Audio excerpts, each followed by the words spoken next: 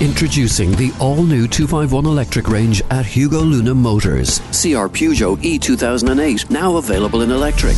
This bold SUV boasts a striking design with sleek LED headlamps and a redesigned grille for a powerful presence. With zero CO2 emissions and 156 HP of power, the E2008 delivers efficiency and performance. Discover more at hugolunamotors.ie. Drive the future today.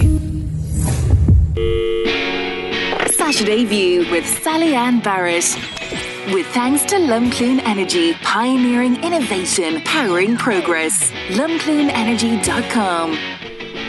Call 0818 300 103. Text or WhatsApp your Saturday View to 083 3010 103.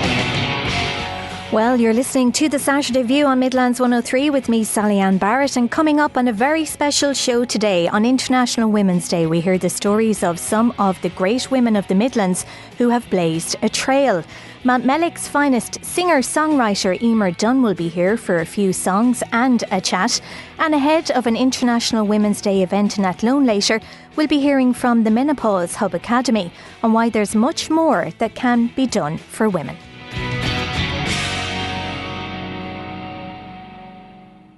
Well, you're very welcome to the show this morning on what is going to be a very, very busy programme. Just to let you know, it's International Women's Day all day here on Midlands 103, and we will be bringing you some very special shows. We've kicked the boys off air today and they have happily stepped aside. Some of them got an extra lie-in this morning and others are getting a break from the regular show today. So do stay with us throughout the entirety of the day here for what is International Women's Day. Now, as you may or may not know, it is observed on the 8th of March every year. It's a global day for celebrating the social, economic, cultural and political achievements of women. It's also a protest and a call for gender equality. And this year's theme is Accelerate Action. The day has been observed since the early 1900s. It was, of course, first observed in 1909 in New York and in 1975. International Women's Year, the day was officially adopted by the United Nations, and in the last 2 decades, they have set a theme every single year. Now, in the words of world-renowned feminist Gloria Steinem, the story of women's struggle for equality belongs to no single feminist, nor any one organisation, but indeed to the collective efforts of all who care about human rights. Well, we thought for the day that's in it that we are going to look at some of the stories of great women who have come from the Midlands and have gone on to achieve amazing things. And I am delighted to be joined on the programme this morning by Ruth Illingworth, historian, author and tour guide from Mullingar. Good morning to you, Ruth. Good morning, Sally-Ann, and a very happy Women's Day to you and to all your listeners. And to you, Ruth. And I'm glad to say that this segment on the show was a suggestion by one of our listeners to talk about some great women of the Midlands. When I contacted you, there is no shortage of supply of fierce women who have blazed a trail from this region.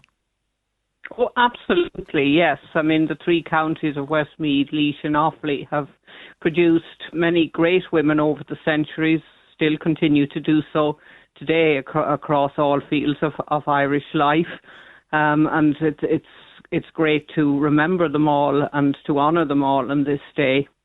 Well, we start with County Westmeath, Ruth. We've picked 2 women from each of our counties, and it goes right down across the centuries, indeed, not just the decades. But we'll start with one of the more modern ladies from Westmeath who really blazed a trail when it came to the civil service. Yes, Dr. Thecla Beer. Which is an interesting name. Her father was a clergyman and he had a fondness for Greek and Latin, so Thecla is a Greek name. And she was born up at the far end of Westmeath in Street, 1902. She was daughter of a Church of Ireland clergyman, and she went to Trinity College where she studied law, and she was the only woman in a class of 100. And she was in fact advised that she probably wouldn't make a living in the legal career as a woman at that time in the early 20s. So she joined the civil service instead, and she was in statistics. She was a major figure in the world of statistics. But by the time of the emergency, the Second World War, she was working in Department of Supply, which was a very important area at that time because basically the country was cut off from the outside world, had to work out how to supply ourselves, how to build up a shipping company, a sort of merchant navy. She was involved in work on that. She was involved with transport acts and harbour acts, often attending meetings where she'd be the only woman in the room. But she was she was very, very good at her job. I think Mary McAleese, launching a biography of Thecla Beer, described her as the ultimate civil servant. And in 1959, she made history by becoming the first woman to be the permanent secretary, the head of a government department in this state, when she was appointed to what was basically a new department, Transport and Power. And she was involved in negotiations over opening up Shannon to international flights, things like that. Yeah. And really, I suppose, highlighted the status of Women Ruth as well with her publication, The Beer Report, which looked at making recommendations on how to improve the rights and status of women in Irish society at the time. It was a landmark publication. She did. Oh, it was. She was asked by the government of the day to chair this commission, the Commission on the Status of Women, and there were recommendations in areas like, for example, the marriage bar, which was still in existence at that time for women, equal pay for women, child care, all sorts of areas. And it led to changes in the law, which were a huge benefit to all women in Ireland since the 1970s. And she was... she was involved. She worked at one stage. She was working for the International Labour Organization. She was a governor of the Alexandra College in Dublin and the Irish Times. At one stage, organisations like the ICA actually wanted to nominate her for the presidency of Ireland, I think around 1976, but she wasn't interested in that job. She had too many other things to be doing. Yes, but she was a great figure and a major figure, and there is a biography of her published by Anne Bryson back in 2009, which was launched by then President Mary McAleese. Okay. And also in Westmeath, but we go back a little earlier, and this is a woman who I've come across recently as well, because there was a commemoration. She's buried in Crea Cemetery in Ballinasloe, is Dr. Ada English, born in 1875.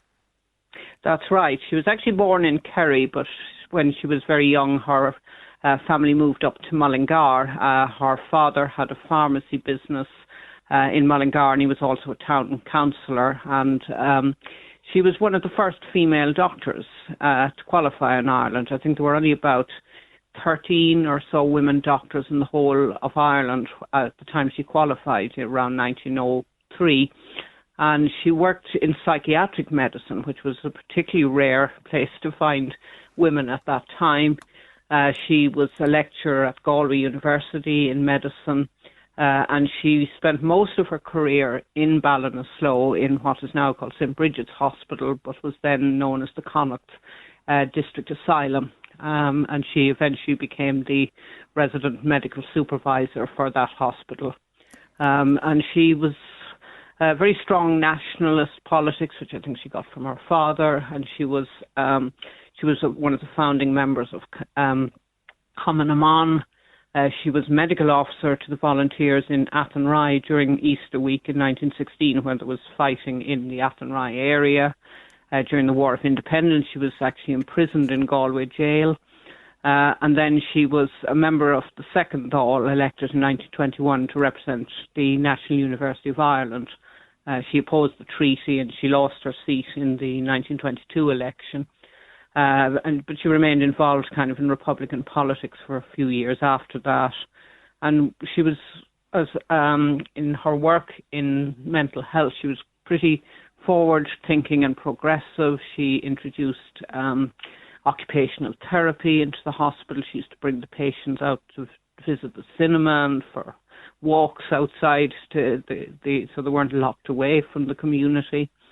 And although she didn't live to see the Mental Health Act of 1945, she did make a lot of recommendations that were included in that act, which began the process of, improving the care of the mentally ill in Ireland. And she was also one of the early camogie players when the Camogie Association was founded. She was very passionate about camogie and golf. They were her two sporting loves. Well, not a bad passion on either side. We'll move to Offaly, Ruth, because we're going back to the 15th century now. Lady Margaret O'Carroll, who effectively organised what you could say was the first electric picnic.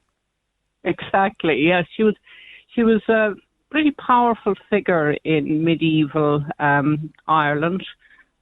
She was the daughter of the king or chieftain of the territory of Ely, and she was married to the O'Connor Folly, who ruled over most of what is now modern County Offaly. And it was a society which was very much patriarchal, and women didn't have that much standing, but they were often quite powerful behind the scenes, and she seems to have been one of those. And she was noted for her great hospitality, and she was a very great passionate supporter of culture and the arts. So she organised on two occasions in 1433 these massive great gatherings, parties for the poets and the musicians and the scholars of Ireland and Scotland as well, which at that time shared a kind of Gaelic culture with much of Ireland. And so this set of over 2,500 people came to these great gatherings. One was in March and the other was in August. And one took place in Killea and the other over at near Hangan. But she presided over it all, wearing these fabulous gold clothes and supervising all the entertainment and everything, and giving gifts to the poets and the musicians. And she was also credited with overseeing the building and maintaining of bridges and roadways in her husband's kingdom. And she was a great supporter of the church. She gave them gifts of gold and church building programs. She went on pilgrimage to Santiago de Compostela at a time when that was a pretty dangerous thing to do, because there was small, not very seaworthy boats travelling across very rough seas. There was a danger of piracy. So it was quite a risk she took, but she survived it and came back. She died from cancer around 1451, and one of the annalists described her death as, a terrible blow sort of for all the poets and musicians of Ireland and all the poor whom she'd supported through her generosity and her charity. And she was known as, Margaret the Hospitable. Not a bad title to have, but I had never heard of her, Ruth. I just found her story so interesting, and she was so significant. She gets quite a mention in the annals of history as well. She does, and which women often don't. Mm-hmm. I mean, it was very much a male-dominated society, but there were quite powerful women. They did have some rights in sort of the field of being able to, the work they were able to do, being able to sort of own land, and that was a time, 15th century Ireland, 15th century England and Europe, when you do find some very, very strong, powerful women in positions of authority, queens, and sort of across Europe. So she fits into that. And at one time she was listed as, I love this word, a peace weaver.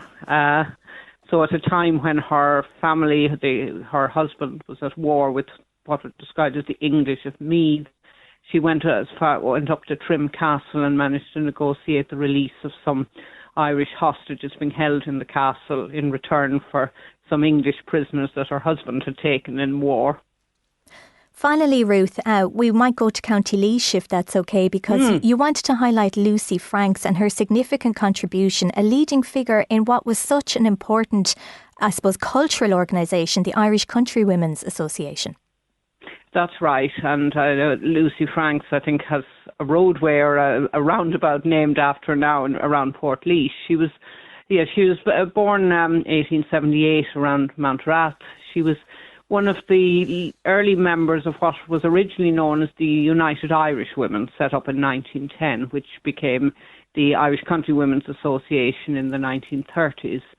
And she was a graduate of Trinity College, and then she was abroad for a few years. She was living in South Africa, and she came back to Ireland in 1926 and found that the United Irish Women was on the way out. They were down to fewer than 100 members and 8 branches, and she started the work of revitalising it because she believed that the United Irish Women had really important work to do, particularly for rural women.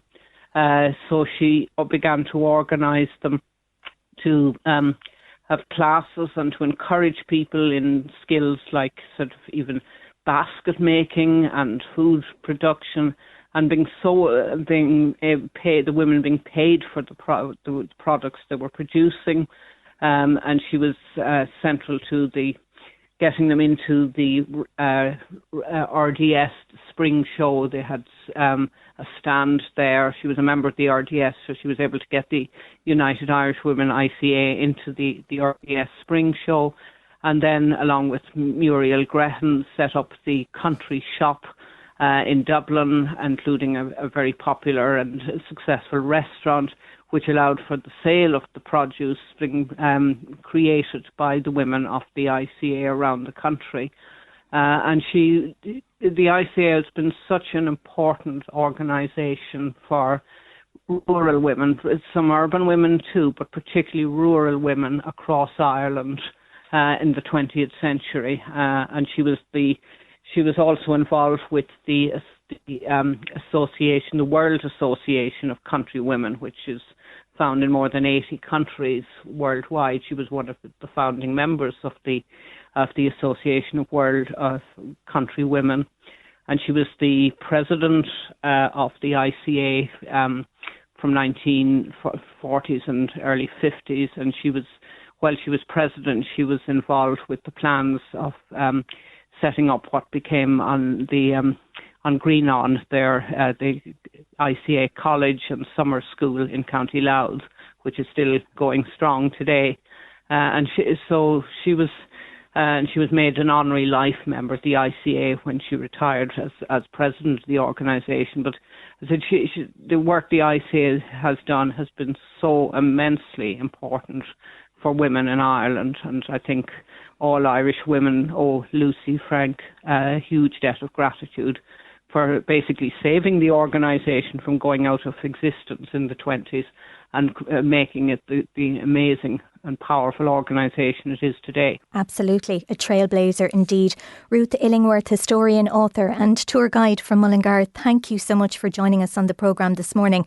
Well, that was just a short synopsis of some of the great women down throughout history here in the Midlands in our region. If you'd like to let me know who's the great women in your life right now, please do. You can let me know. You can phone us on 0818 300 103. You can text or WhatsApp us on 083 30 10 103. That's powered by the home of Offaly's top-selling car brand Lamb Brothers, Toyota, Arden Road, Tullamore. Or indeed, you can send us an email now to studio@midlands103.com. On the way, Emer Dunn, folk singer from Mountmellick, County Laois, will be live in studio with us. Right now, we're going to take a quick break, and it is currently 11 degrees in Edenderry, County Offaly. Saturday View, with thanks to Lumcloon Energy, pioneering innovation, powering progress. LumcloonEnergy.com. You're welcome back to Saturday View here with me, Sally-Ann Barrett, on Midlands 103 on this very special International Women's Day programme. Now, I asked you before the break if there's some special woman in your life you'd like to highlight their contribution today. Do let me know on 0818 300 103 or on text or WhatsApp 083 30 10 103. One of our listeners already, Etna, has kindly been in touch. I hope we don't forget to recognise great ladies we have with us today who do so much for the elderly in our community, and that is Molly Buckley. She has done so much in the background and touches so many lives. Well done to you, Molly. And Etna, thank you for letting us know. Now, a couple of weeks ago when I was standing in for Ronan Berry, I told you I was going to be presenting today for International Women's Day, and I asked if you had any recommendations of anybody you would like on the show today. And my next guest came as one of those recommendations. Her name is Emer Dunn. She's a singer-songwriter from Mountmellick, County Laois. In a moment, we're going to have a quick chat with her. But first, she's going to show us a little bit of what she does for her profession.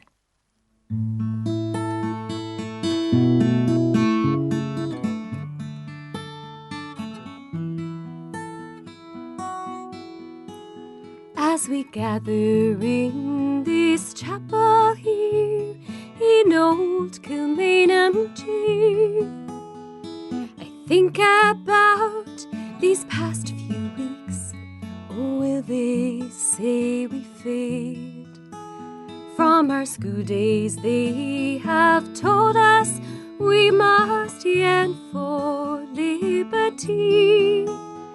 Yet all I want in this dark place is to have you here with me. Oh, grace, just hold me in your arms and let this moment linger. They'll take me out at dawn and I will die. With all my love, I place this wedding ring upon your finger.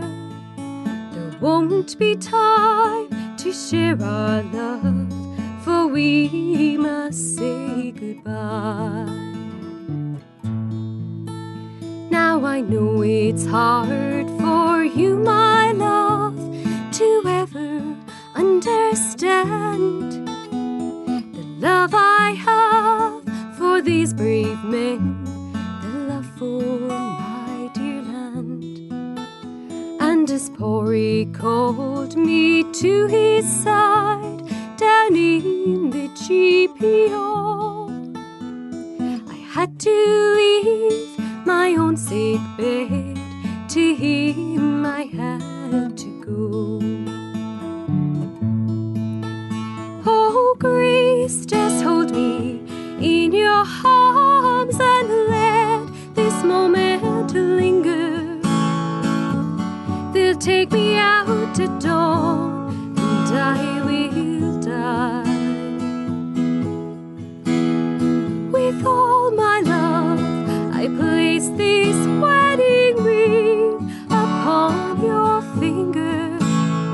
There won't be time to share our love, for we must say goodbye.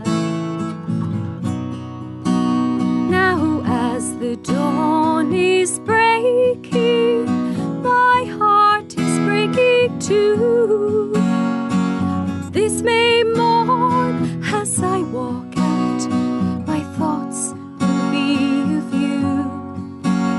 And I'll write some words upon the wall, so everyone will know I love so much that I can see his blood upon the rose.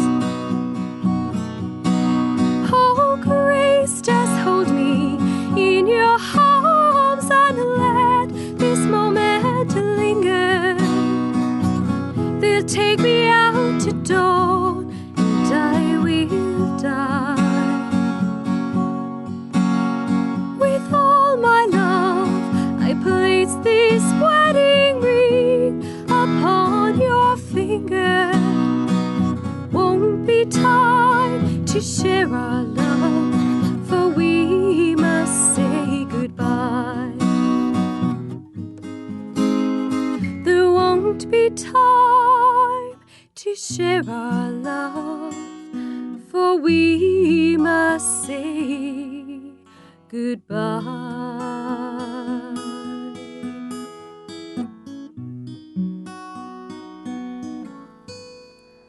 Oh, wonderful. In honour of International Women's Day, Emer Dunn is live with us here in studio. Welcome firstly, Emer. Thank you, Sally Ann. Thanks for having me. So your reputation precedes you because our listeners asked for me to bring you in, which is, that's a nice boost. Yeah, it's really, actually really, really touching and really, really rewarding and very supportive. It's exactly what I'm in this for, is to try and reach people and hope that people will enjoy what I do. So I was really honoured, yeah. So thank you to whatever person sent a message in. I'm really pleased. Yeah, absolutely. And I suppose we brought you in today because obviously we wanted to hear you perform on the day that's in it, but just to highlight a little bit as well about, as a female singer-songwriter from the Midlands region, what you're doing in terms of your professional output. And, when I was reading up on you, it struck me that your initial background was dance and performance. So that was a big leap to take on a solo career to this extent.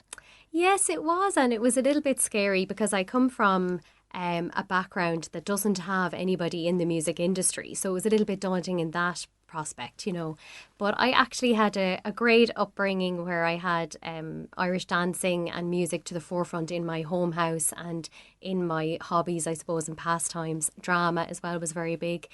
And I grew up in that way. And then I got the opportunity as a child, and lots of people from the Metmelic or elite area also came on these dancing trips where we got to do kind of professional dance tours and perform for maybe 10, 20,000 people in theatres. And I just absolutely loved it. I got the chance to sing and I got the chance to dance. And then you came home and you went to school.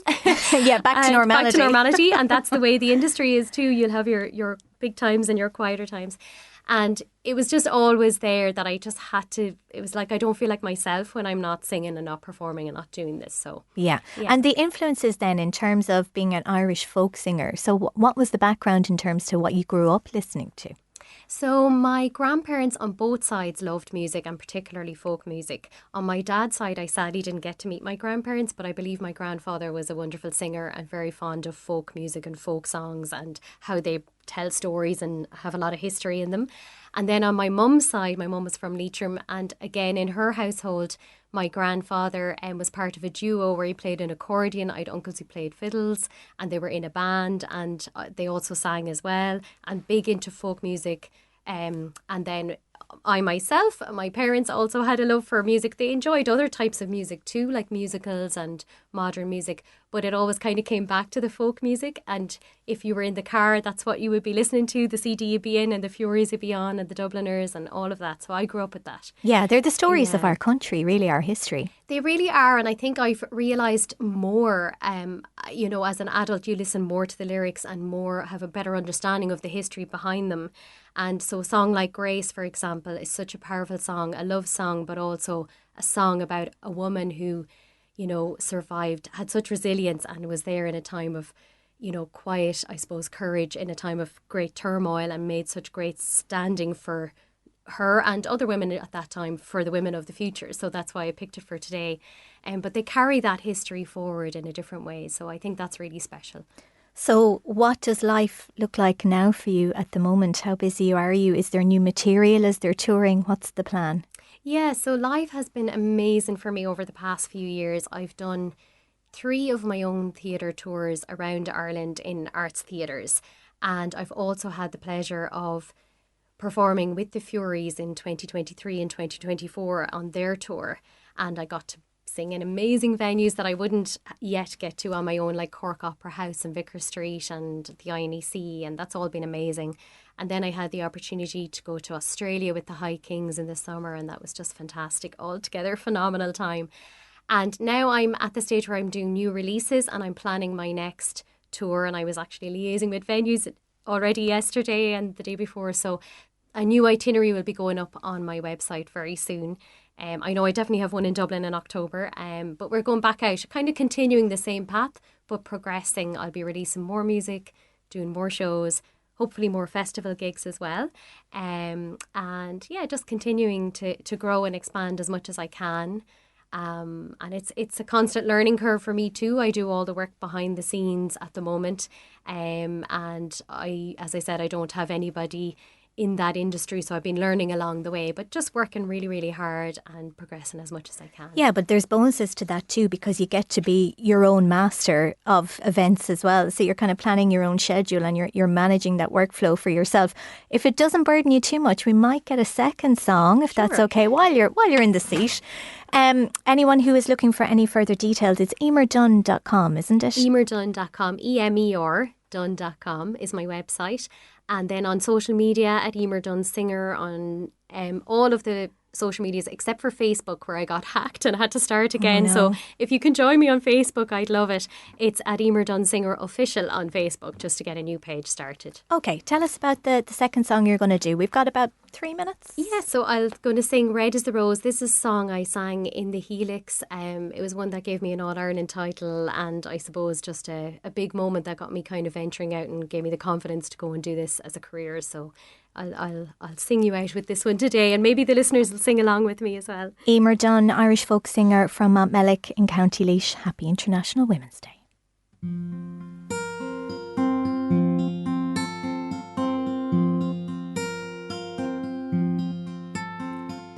Red is the rose by under garden grows, and fair is the lily of the valley.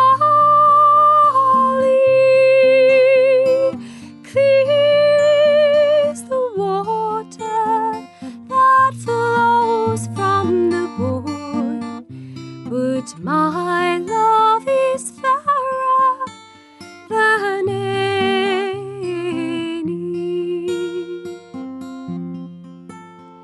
Come over the hill, my bonny Irish lass. Come over the hill to your darling. You choose the road, love, and I'll take the bow, and I'll be your true love forever.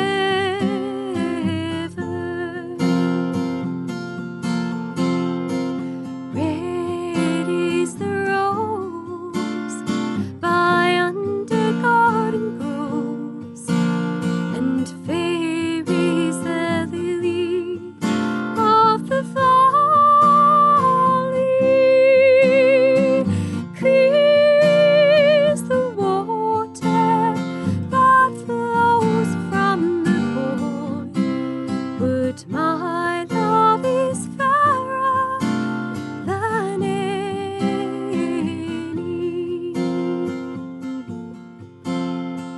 Red is the rose by under garden grows, and fair is the lily of the valley. Clear is the water that flows from the boy, but my love is fairer than any.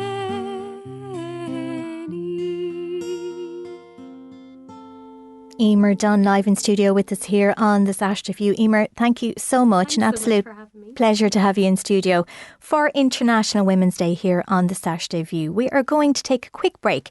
When we come back, ahead of an International Women's Day event in Athlone later today, we'll be hearing from the Menopause Hub Academy on why there's much more that can be done for women. Surprise yourself with the all-new 251 Suzuki range at Hugo Luna Motors. Suzuki's Japanese quality is ready to stand out and make you feel proud every time you drive. Whether it's the zippy Swift or the adventure-ready S-Cross, enjoy 0% finance, handy tech, safety features and great value as standard, all wrapped in the fun and efficiency of a hybrid. The only tough part? Choosing which car to drive. Visit hugolunamotors.ie today, where we're not just different, we're good different. Finance subject to status, terms and conditions apply.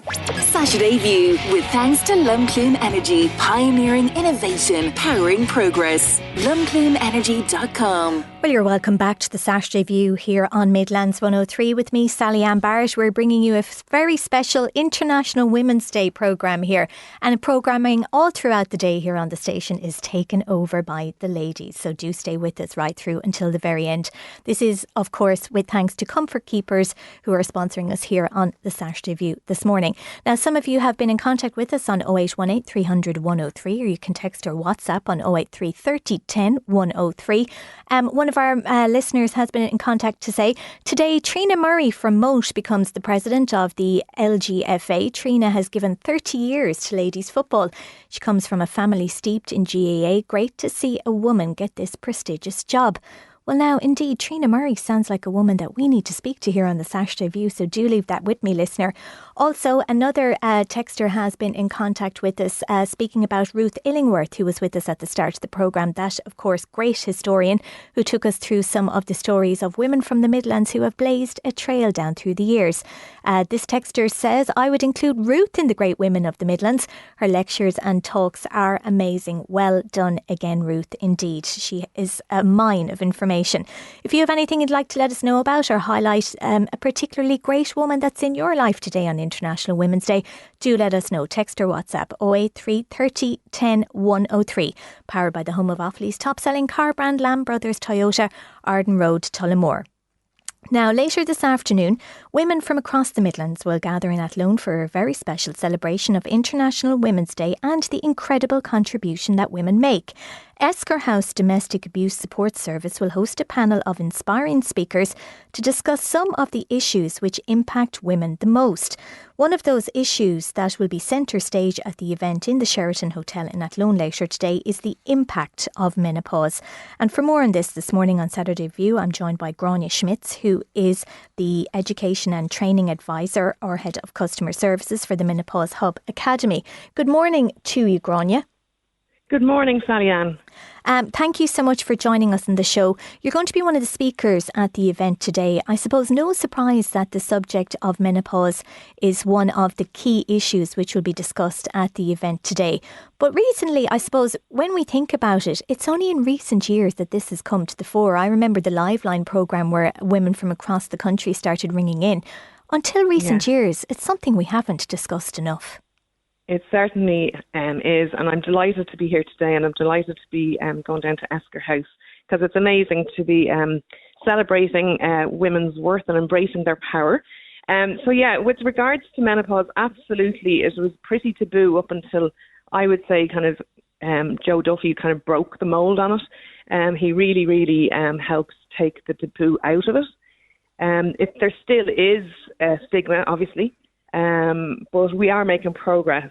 For years, menopause was really only whispered about and treated as something to just get on with. I know, my mother's generation would have never talked about it, you know what I mean? But thankfully, more women now are speaking out, and workplaces are taking notice, and media conversations like this one are breaking the silence on it. Well, Grania, you mentioned the workplace in particular because there at the Menopause Hub Academy, you do a regular survey. I was looking last night at the results from the survey conducted in 2023. 87% of women still believe that menopause is taboo, 68% that they weren't prepared at all. But what happens when women are affected in the workplace was one of the standout moments of that survey. Yeah, no, it's a huge impact on women in the workplace. Menopause can bring on fatigue, brain fog, anxiety, and obviously hot flushes. And yet many women feel pressured to power through without support. Some reduce their hours or leave their jobs altogether, and that's a huge loss of talent and experience.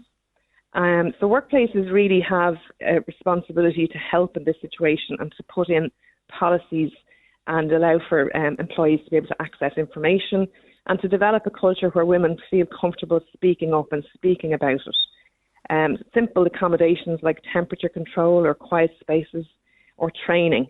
But most women that we speak to would love a policy put in place in the workplace and also training for their managers so that they can be more understanding about it. Is there a concern that companies aren't considering enough the true impact of this? I mean, one of the standout moments in your survey is 1/3 of women considered actually giving up work due to the symptoms they were experiencing. I mean, is there enough emphasis being put on this in terms of companies? It's starting, okay, because actually 1 in 10 women actually do give up, okay, and the reality is that we are an ageing workforce. And the fastest growing demographic within it is menopausal women. So if companies don't take this seriously, that's an awful lot of women that they're losing that bring unparalleled expertise and experience and leadership to the roles. And yet many feel that they're forced into giving up work. So yeah, it's a huge thing that employers really need to take notice of. And there's a lot of companies doing very good work now in the space, but we're only really tipping the iceberg. And I suppose the thing is as well, Grania, at this stage now, sometimes it's women in their late 30s that are starting to experience these symptoms. So you've got a long working career left ahead of you if this is having such an impact early on to be considering that you might have to give that up. And it has a huge knock-on effect for the gender pay gap and the gender pension gap.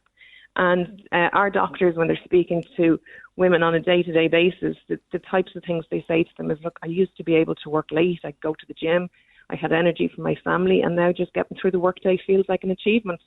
So yeah, it's a massive societal impact. And I also speak to women who give up work and then a couple of years later they go, really, I felt I had to, but I can't afford to. and then they're feeling that they're relying on their partner for their income, and they feel very vulnerable about it all. What advice could we give the partners, those who are supporting women that are going through this? I suppose let's highlight, for the sake today is International Women's Day. What about the men out there that are supporting partners, wives, sisters, whoever it may be? What advice would you give to them? They have a huge role to play, because menopause impacts obviously 50% of the population directly, but it impacts the other 50% indirectly. Whether you have a mum, a sister, your daughters are going to be, going to go through symptoms as well. So I would say to men to basically listen. I think active listening is the biggest thing here. I think women really are looking for understanding, and let your wife or your partner talk about their experience and their symptoms.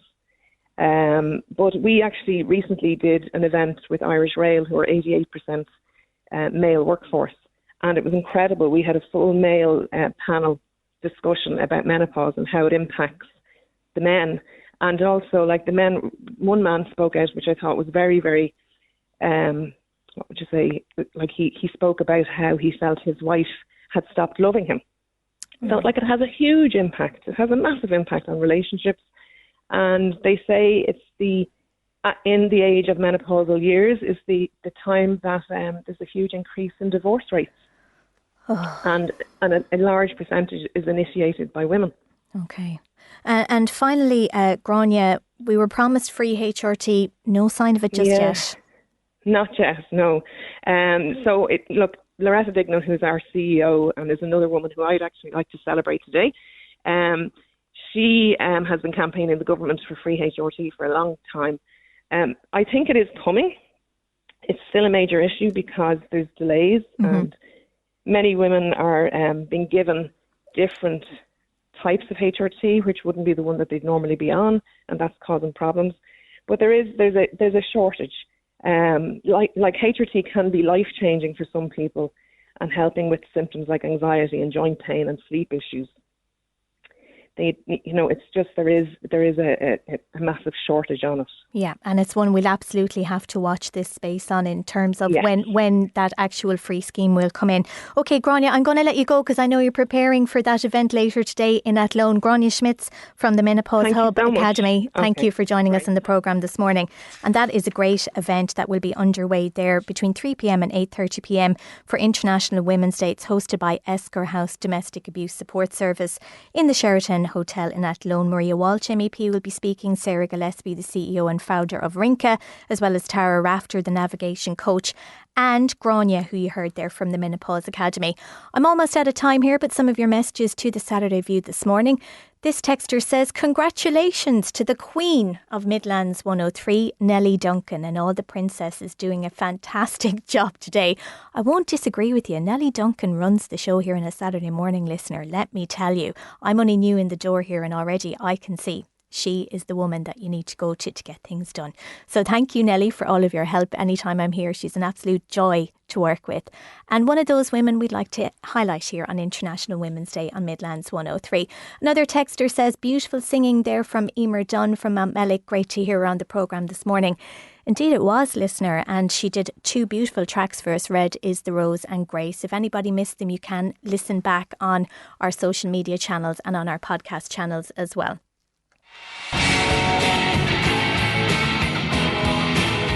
But for now, I'm out of time. That's the end of the Saturday View this International Women's Day. On the way next, it is Lorraine McCormick with the Feel Good Saturday. That's all on the way for you. Hopefully I'll be back with you soon. If not, have a great International Women's Day from all of us here. Saturday View with thanks to Lumcloon Energy, pioneering innovation, powering progress. lumcloonenergy.com. Midlands 103.